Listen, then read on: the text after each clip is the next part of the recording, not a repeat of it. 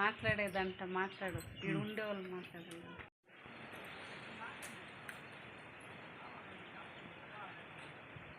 ఎవరండి ఇక్కడ పని ఏంటి కూడా వస్తానురా ఏంటి నీకేం పని ఏంటా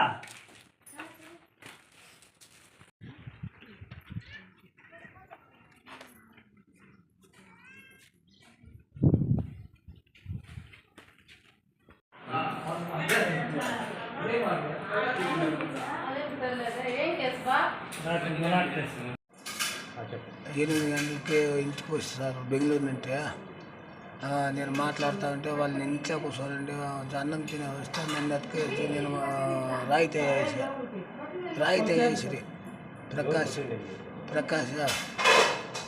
సందీప్ పేరు పరందామా విజయ్ ప్రకాష్ ఈడు సత్యనే వేసింది రాత్రి. చెప్పండి. చిత్తూరు జిల్లా పొలంనేరు మండలము ఒడ్డూరు గ్రామ పంచాయతీ.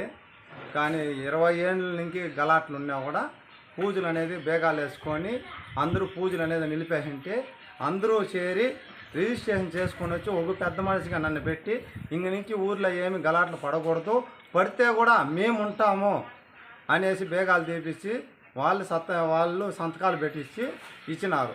ఈ పొద్దు గుడి కాడ గుడి డమ్ములతో కూడా పగలు కొట్టేసి అయినా వాళ్ళు పాత కలిసి ఉంటే వాళ్ళ ఇళ్ళ కాడ చూసుకోవాలే కానీ ఊరికి మీద చూసుకునే అవసరం లేదు.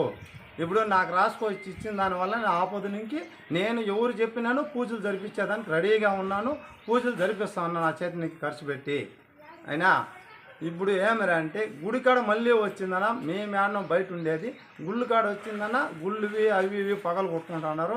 ఈ మాదిరి వాళ్ళ గురించి అని మేము ఉంటామని చెప్పి రాయించిన పెద్ద మనుషులు కూడా ఈ పొద్దు అడిగితే నేను మాట్లాడతాము, మీకు యావది ఉందో మీరు చెప్పండి, మేము వస్తామని ఆ పెద్ద మనుషులు కూడా అంటూ ఉన్నారు. కాబట్టి దీన్ని దయచేసి గవర్నమెంట్ ఎస్ఐ గారు కానీ సిఐ గారు కానీ డిఎస్పి గారు కానీ నరువిచ్చి ఊరు అనేది 20 ఏళ్ళ నుంచి ఉండే తంటని మాకు తొలగియాలా, మాకు వీళ్ళకి ఊరికి రచన కావాలా. చిన్న పెద్ద ఎవరు ఉన్నానో భయపడి పారిపోతూ ఉన్నారు. కాబట్టి చిన్న ఆయన కూడా ఒక ఆయన పెద్ద ఆయన కూడా అడ్డానికి పోతే వాయిని కూడా కొట్టేదానికి వానికి దెబ్బలు పడి బిచ్చిగాని కూడా కొడతా ఉంటే వచ్చే దిక్కు అనేది భయపడి ఇండ్లలో దూరుకునే పరిస్థితి అయిపోయింది మాకి. కాబట్టి మీరందరూ దయచేసి అయినా గౌరవంగా మీరు ఏమన్నా మాకు దయచేసి చూపించాలని ఊరిని, ఈ ఊరు బాగుపడాలంటే మీ ఒక్క పోలీసు వల్లనే అవుతుంది. కాబట్టి దాన్ని చూడండి సార్.